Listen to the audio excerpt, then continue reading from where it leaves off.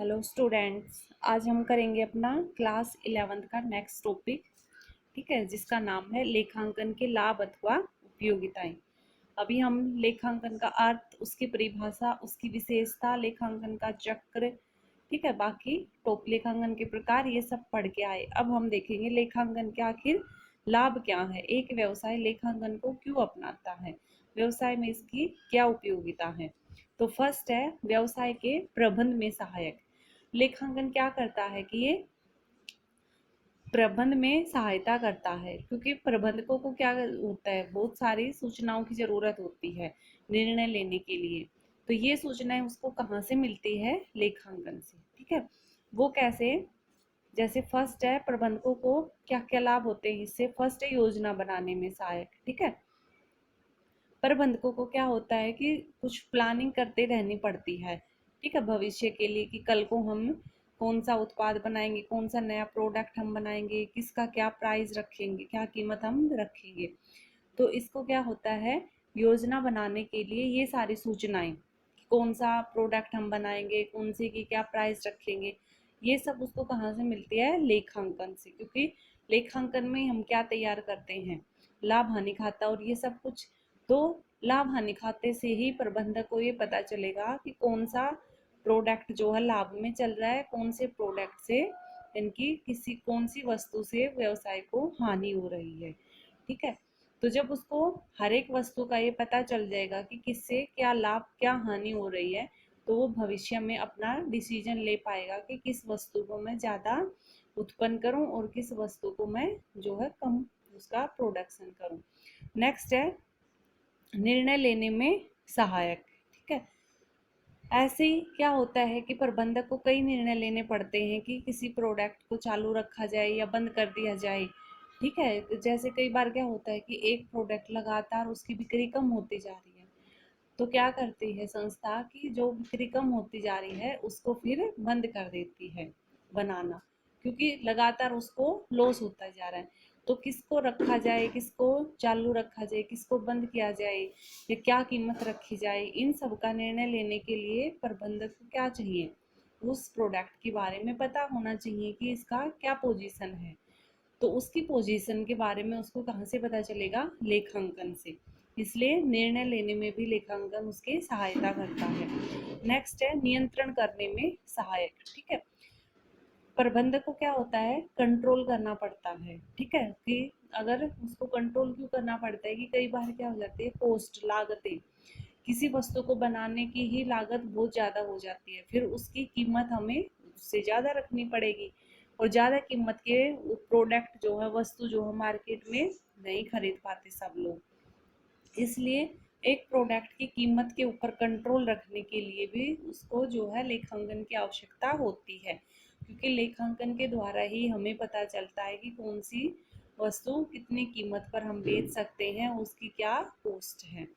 Next है पूर्ण व नियमित लेखे प्रदान करना। ठीक है, इसमें क्या होता है कि प्रबंधन प्रबंध के लिए क्या होता है कि पूर्ण और नियमित लेखे होने चाहिए, यानी कि क्या होता है कि जो भी रिकॉर्ड हो वो पूरा सही हो, ठीक है, और रेगुलर हो।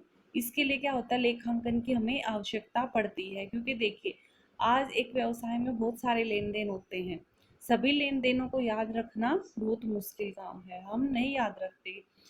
कितने याद रखेंगे, 10 12 15 20 50 लेन देन याद रख लेंगे, लेकिन उसके बाद क्योंकि याद रखने की भी एक क्षमता होती है, इसलिए अगर हम हर एक लेन देन का रिकॉर्ड रखेंगे तो हमारा जो भी लेन देन होगा उसके पूरा हमारे पास पूरा रिकॉर्ड होगा। ठीक है, इसलिए नियमित रिकॉर्ड प्रदान करने के लिए, नियमित लेखे प्रदान करने के लिए भी हमें किसकी आवश्यकता होती है, लेखांकन की।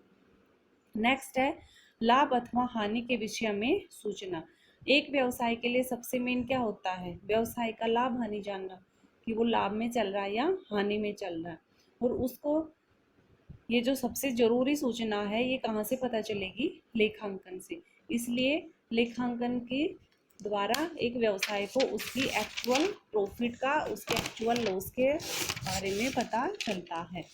ठीक है, नेक्स्ट है उसकी नेक्स्ट पॉइंट है वित्तीय स्थिति के विषय में सूचना। ठीक है, इसमें क्या होता है कि लेखांकन प्रत्येक लेखांकन अवधि की समाप्ति पर एक स्थिति विवरण बनाकर व्यवसाय की वित्तीय स्थिति की सूचना प्रदान करती है। देखिए, वित्तीय स्थिति यानी कि उसकी पोजीशन कैसी है। तो लेखांकन में हम क्या करते हैं, हम पढ़ के आए थे ना लेखांकन जो चक्कर, उसमें हमने पढ़ा था क्या बनता है, बैलेंस शीट। तो बैलेंस शीट के द्वारा उस व्यवसाय की क्या पता चलेगा, हमें वित्तीय पोजीशन, उसकी पोजीशन पता चलेगी कि उसके पास कितना पैसा है खुद का और कितना पैसा उसने दूसरों से ले रखा है, यानी कि उसकी संपत्तियां कितनी है और दायित्व कितना है। तो उसकी संपत्ति, उसके दायित्वों के बारे में सब कुछ कहाँ से पता चलेगा, लेखांकन से। नेक्स्ट है तुलनात्मक अध्ययन में सहायक। तुलना, हम क्या करते हैं, अगर हमारे पास रिकॉर्ड होंगे हमारे लेन देनों के, तो हम उनकी तुलना कर सकते हैं, मतलब कंपेयर कर सकते हैं। देखिए, हमारे पास अगर हमारा रिपोर्ट कार्ड होगा, ठीक है, 10th में हमारा जुलाई का रिपोर्ट कार्ड है, उसके बाद सितंबर में फिर पेपर हुए, तो अगर हमारा जुलाई के सारे नंबर्स हमारे पास हैं, तो सितंबर के जो नंबर आएंगे हम उन दोनों को क्या कर सकते हैं, कंपेयर कर सकते हैं और ये पता लगा सकते हैं कि जुलाई से सितंबर में हम इंक्रीज हुए या डिक्रीज। ठीक है, हमने अच्छा पढ़ा है या कम पढ़ा है। तो उसी प्रकार से ये है कि एक फर्म अपने इस साल के लाभों की, इस साल के पोजीशन की तुलना अगर पिछले साल से करना चाहती है, तो वो किससे संभव हो पाएगा, ये सब कुछ लेखांकन से। और ना सिर्फ तुलना अपने साथ ही, बल्कि वो दूसरी फर्म के साथ भी तुलना कर सकती है। जैसे होता है ना कि आप अपने नंबरों को अपने पिछले नंबरों से तो कंपेयर किया है, साथ में आपका जो फ्रेंड है आप उसके साथ भी कंपेयर करते हो कि उसके किस में ज़्यादा आए, मेरे से किससे में उसके कम नंबर आए। तो इसीलिए ये संस्थाएं जो होती है, व्यवसाय होते हैं, ये भी आपस में दूसरी फर्म के साथ अपने कंपेयर करते हैं कि वो हमसे कितनी आगे है। नेक्स्ट है करों के दायित्व का निर्धारण करने में सहायक है। इसमें क्या होता है कि हर एक व्यवसाय को कुछ टैक्स देने पड़ते हैं गवर्नमेंट को। ठीक है, जो उसका लाभ है, जो उसकी पोजीशन है, उसके हिसाब से उसको टैक्स देने पड़ते हैं। तो कितना टैक्स लगेगा, ये इसका पता कहाँ से चलेगा, उसके लाभ से। जो लाभ होंगे उसी पे तो टैक्स दिया जाएगा। और लाभ कहाँ से पता चलता है, क्योंकि लाभ भी लेखांकन का एक हिस्सा है। ठीक है, इसलिए करों का जो भी निर्धारण होगा, कर अगर तय किए जाएंगे, तो वो कर किसकी मदद से हम तय कर सकते हैं, लेखांकन की मदद से। नेक्स्ट है कानूनी मामलों में प्रमाणक। इसमें क्या होता है कि कई बार कंपनी के अगर कोई केस कर दे कि कंपनी ने झूठ बोल रखा है, इसके लाभ बहुत ज़्यादा है, ये कम लाभ दिखा रहा है, ठीक है, या बाकी कुछ और भी, तो अगर उसने अपने रिकॉर्ड सारे मेंटेन करके रख रखे हैं, ठीक है, उसने लेखांकन के सारे नियमों को मान रखा है और सारे उसके लेन देन लिखित में है, तो वो जो लिखित में उसके लेन देन है उनको कोर्ट क्या मानता है कि एविडेंस मानता है, उसको प्रूफ मानता है। ठीक है, अगर आपने रिकॉर्ड लिख ही नहीं रखे और कोई आपके ऊपर केस कर दे, तो आपके पास कोई प्रूफ ही नहीं है अपनी बात साबित करने का। लेकिन अगर आप लेखांकन करते हो, हर लेन देन का जैसे ही वो होता है आप उसको बुक्स में लिखते हो, तो वो एक सबूत माने जाएंगे कि हाँ आपने वो लेन देन में कोई गड़बड़ी नहीं करी। नेक्स्ट है व्यवसाय को बेचने में सुविधा। इसमें क्या होता है कि यदि आप कोई व्यवसाय बेचना चाहते हो, तो खरीदने वाला सबसे पहले क्या चाहेगा, यही चाहेगा ना कि उस व्यवसाय की आखिर पोजीशन क्या है। ठीक है, जैसे आप कोई सामान बेचना चाहते हो, घर में आप टीवी बेचना चाहते हो, तो खरीदने वाला उस टीवी को चला के देखेगा, ये देखेगा कि वो एक्चुअल में किस कंडीशन में है। तो उसी प्रकार से व्यवसाय को खरीदने वाला भी ये जानना चाहेगा कि जो व्यवसाय बेच रहा है वो व्यवसाय आखिर में है कितना, उसके पास कितनी संपत्तियां उस व्यवसाय के पास, ठीक है, उसके ऊपर कोई उधारी तो नहीं है। तो ये सब कुछ बातें उसको कहाँ से पता चलती हैं, लेखांकन से। उसके बाद नेक्स्ट है ऋण लेने में सहायक। ठीक है, व्यवसाय देखिए इतने बड़े बड़े व्यवसाय होते हैं, उनको बहुत पैसे की जरूरत पड़ती है। ठीक है, तो उनको किसी भी व्यवसाय के पास आज हम ये नहीं कह सकते कि वो उसके पास इतना पैसे होंगे कि वो बिना किसी से मदद लिए अपना व्यवसाय कर पाएगा। आज के टाइम पर बहुत पैसे की ज़रूरत होती है बड़े व्यवसाय को, इसलिए उनको लोन की ज़रूरत पड़ती है। तो कोई भी बैंक, कोई भी संस्था किसी व्यवसाय को कब लोन देता है? तभी लोन देगा अगर उसने अपने लेन देनों को अच्छे से मेंटेन करके रख रखा है। अगर उसने अपने हर लेन देन को अच्छे से नोट करके, रिकॉर्ड करके, अपना लेखांकन अच्छे से कर रखा है, तो ही बैंक उसको लोन देगा। क्योंकि बैंक के पास फिर एक ये हो जाएगा कि हाँ, वो उसको चेक करेगा कि ये व्यवसाय किस कंडीशन में है। अगर उसकी कंडीशन अच्छी लगेगी तो बैंक उसको ऋण दे देगा, अदरवाइज उसको ऋण नहीं मिलेगा। इसलिए हर एक व्यक्ति देख, हमें लगा लो, हमारा कोई दोस्त हमसे पैसे मांगता है, ठीक है, उधारी पे, तो हम ऐसे तो नहीं देते, हम ये देखते हैं कि वो चुका भी देगा या नहीं चुकाएगा, कितने दिनों में हमें चुकाएगा, तब हम उसको पैसे देते हैं।